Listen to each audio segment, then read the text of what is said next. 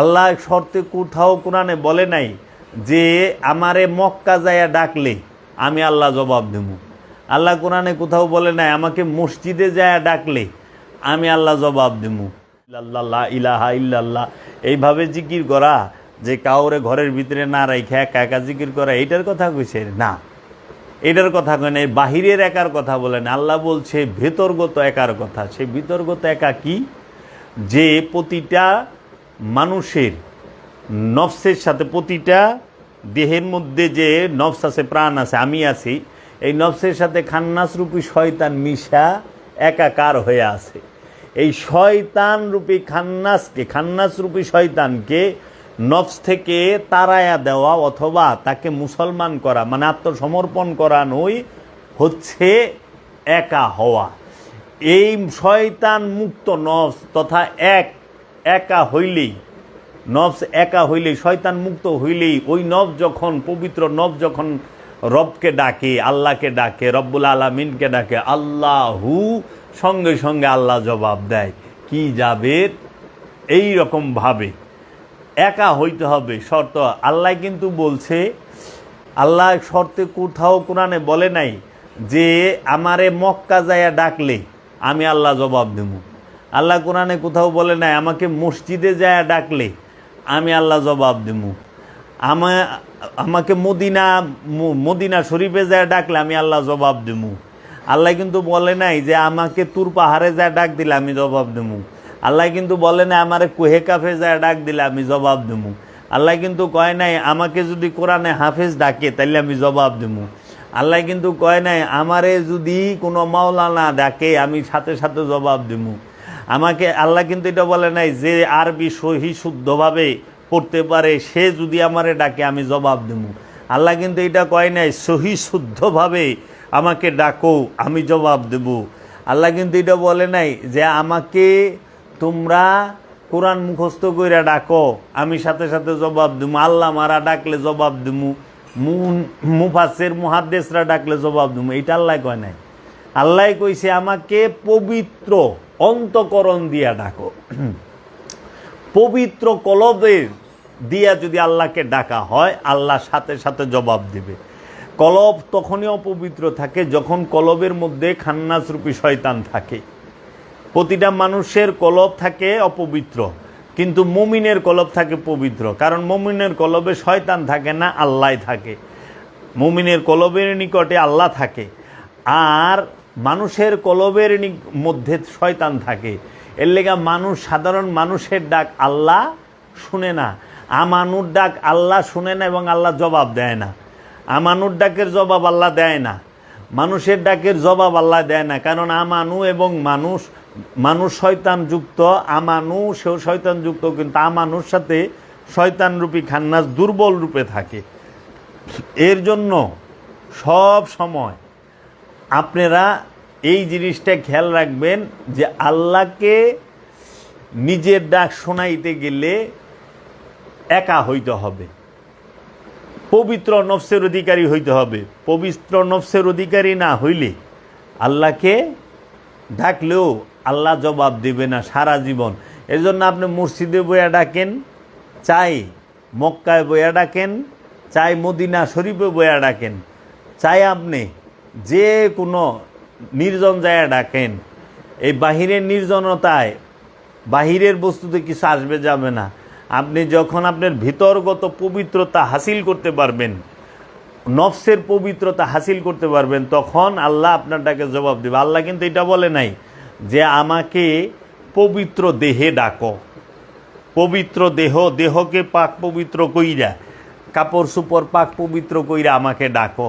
পরিষ্কার কাপড় পরে ডাকলে আল্লাহ জবাব দিবে আল্লাহ ডাকের, কিংবা একদম গোসল করে অজু কইরা আল্লাহরে ডাকলে আল্লাহ ডাকে সাড়া দিবে, জবাব দিবে, এটা কিন্তু বলে নাই। এখন আমরা কি করতেছি, আমরা মনে করতেছি যে পানি দিয়া গোসল কইরা, পানি দিয়া উজু কইরা, একদম পরিষ্কার জামা কাপড় পইরা, আতর উতর মাইরা আমরা যদি আল্লাহরে ডাকি আল্লাহ হয়তো আমাকে জবাব দিব। আসলে না, আল্লাহ বলছে পবিত্র অন্তকরণে, পবিত্র কলব নিয়ে আমাকে ডাকো। পবিত্র কলব যদি আল্লাহকে ডাক দেয় সঙ্গে সঙ্গে, পবিত্র নফস যদি আল্লাহকে ডাক দেয় সঙ্গে সঙ্গে আল্লাহ জবাব দিবে। এখন সেই নফসে পোশাক থাক চাই না থাক, কাপড় পরা থাক চাই না থাক, ওটা আল্লাহর কাছে শর্ত না। সেই নফস, সেই পবিত্র নফসের অধিকারী মানুষটার দেহ যদি শত ময়লাও থাকে, শত প্রকার নোংরাও থাকে, তাও তাতে কিছু আসবে যাবে না, কারণ সে ডাকবে অন্তর দিয়া। অন্তরের ডাক আল্লাহ শুনে, পবিত্র হৃদয় দিয়া ডাকলে আল্লাহ শুনে। এখন আল্লাহ বলছেন যে তুমি তোমার অন্তরকে পাক করো, পবিত্র করো, কলবকে পবিত্র করো। কলব পবিত্র করলে আল্লাহ ডাকের জবাব দিবে। এবং আল্লাহ বলছে আমি অন্তরের খবর রাখি। আল্লাহ কিন্তু কোরআনে কোথাও কনে আমি তোমার সম্পদের খবর রাখি। আল্লাহ কইছে ইন্নাল্লাহা, নিশ্চয়ই আমি আল্লাহ, ইন্নাল্লাহা আলিমুন বেজাতিস সুদূর, নিশ্চয়ই আমি আল্লাহ তোমার অন্তরের খবর জানি, আমি তোমার অন্তরের খবর রাখি। তোমার অন্তরে তুমি কি রাখছ আমি রাখি। এর জন্য অন্তরে নিকটে আল্লাহ থাকে। অন্তরের মধ্যে দুনিয়া রাখলে আল্লাহ কোনো দিন ডাকে জবাব দিবে না। এর জন্য অন্তরে যদি আপনি টাকা রাখেন, অন্তরে যদি আপনি সম্পদকে রাখেন, অন্তরের মধ্যে যদি আপনি স্ত্রী পুত্র সন্তানাদিকে রাখেন, জীবনও আল্লাহ আপনার ডাকে জবাব দিবে না। কারণ অন্তরের মধ্যে সম্পদ রাখার জায়গা না, অন্তর সম্পদ রাখার জায়গা না, অন্তর সেটার মধ্যে বউ পোলাপান রাখার জায়গা না, অন্তর সেটার মধ্যে টাকা পয়সা রাখার জায়গা না, বাড়ি গাড়ি রাখার জায়গা না। অন্তরে থাকবে আল্লাহ রব্বুল আলামিন। অন্তরে কামনা রাখার জায়গা না, অন্তরে লোভ লালসা হিংসা রাখার জায়গা না। এখন আমরা কি করছি, অন্তরের মধ্যে হিংসা, লোভ লালসা, অহংকার, কামক্রোধ সব রাইখা থুইছি। এখন আল্লাহ অন্তরে নাই। আল্লাহ ওই অন্তর দেয়, আল্লাহরে ডাকলে আল্লাহ শুনে না, কারণ অন্তর ভরা তো ময়লা। এর জন্য টাকা রাখতে হয় কোথায়? পকেটে। আর পকেটের টাকা কোনোদিন অন্তরে রাখে না। এখন আমরা টাকা তো পকেটে রাখি না, অন্তরে রেখে দিছি। এর লেগে আল্লাহ অন্তরে থাকতে পারে না, কারণ যতক্ষণ পর্যন্ত শয়তান অন্তরের মধ্যে কলবের মধ্যে থাকবো অতক্ষণ আল্লাহ কলবকে আল্লাহর মধ্যে ফানা করতে পারুম না, রবের নূরের মধ্যে ফানা করতে পারুম না। এর জন্য অন্তর থেকে টাকা সরাই দিয়ে পারলে, সংসার সরাই দিয়ে পারলে, অন্তর থেকে কামনাকে শয়তানকে সরাই দিতে পারলে এই অন্তরটা আল্লাহর নূরের মধ্যে ফানা করা যাবে, আল্লাহর মধ্যে ফানা করা যাবে, আল্লাহর নূরের মধ্যে সে ভাসমান থাকতে পারবে, আল্লাহর নূরে নূরময় হয়ে যাইব। আর ওই আল্লাহর নূরে নূরময় হওয়া যে অন্তরটি, কলবটি, সেই কলব দিয়ে যদি কেউ আল্লাহকে ডাকে, আল্লাহ সঙ্গে সঙ্গে আল্লাহ জবাব দিবে। কি এই জন্য আল্লাহ কোরআনে বলছে ওয়াকালা রব্বুকুম উদুনি আস্তাজিব লাকুম। সুতরাং তোমাদের রব বলিলেন তোমরা একা ডাকো, সাথে সাথে জবাব পাইবা। একা না হইলে কখনোই আল্লাহকে ডাকে জবাব পাই। এই জন্য আমাদের সমাজে আমরা দেখি আল্লাহকে অনেক মানুষ ডাকে, কিন্তু আল্লাহ জবাব দেয় না। আমরা ডাকি না, লক্ষ লক্ষ মানুষ আল্লাহকে ডাকতে আছে, কিন্তু আল্লাহ জবাব দেয় না। আচ্ছা, আমরা লক্ষ লক্ষ মানুষ খালি দোয়া করতেছি, এমন কোনো মানুষ আছে যে হ্যাঁ দোয়া পারে না, হ্যাঁ দোয়া করা পারে না? আরে যে ভিক্ষা কইরা খায় হ্যাঁ ও কয় বাবা 10টা টাকা দেন, আমি আল্লাহর কাছে দোয়া করুন।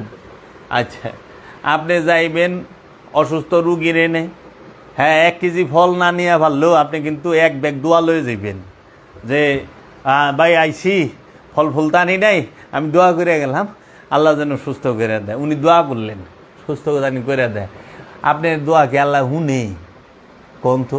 আর 1 কেজি ফল আনলে তো বেচারা খায় পারতো, শরীর একটু শক্তি দিত। দোয়া করে, কারণ দোয়াটা মাগ না। দোয়া করতে যদি টাকা লাগতো কোনো বেটায় দোয়া করতো না। যা আছে না যে একবার দোয়া করলে 100 টাকা লাগবো, 50 টাকা লাগবো। এর লেগে যে মৌলবী গাইনা দোয়া করাইবার গেলে অনেক মানুষের টাকা দেওয়ার লাগে, দেখে অনেক মানুষের দোয়াও করাইবার চায় না। ফিরি হইলে তাও কয় আহেন হুজুর একটু দোয়া করেন। খালি অনেক টাকা দিয়ে আমরা সব কিছু করবার চাই, কিন্তু না, আল্লাহকে ডাকতে হবে পবিত্র অন্তঃকরণে। আল্লাহর কাছে দোয়া করবো আল্লাহর রসুলে, আল্লাহর কাছে দোয়া করব মুমিনে। কাদের জন্য? আমানুদের জন্য, মানুষদের জন্য। এর লেগে আল্লাহ কোরআনে কইছে যে হে আমানুগণ, তোমরা তোমাদের ধন সম্পদ নিয়ে রসুলের কাছে উৎসর্গ করো। রসুলকে আল্লাহ বলছে আপনি এই সম্পদ কবুল করেন এবং তাদের জন্য দোয়া করেন, তাহারা মুক্তি পাবে খান্নাস রূপী শয়তান থেকে। এক মুক্তি পায় দায়মি সালাতের মাধ্যমে, আরেক মুক্তি খান্নাস থেকে মুক্তি পায় রসুলের দোয়ার মাধ্যমে। রসুলের দোয়ার কোনো বিকল্প নাই।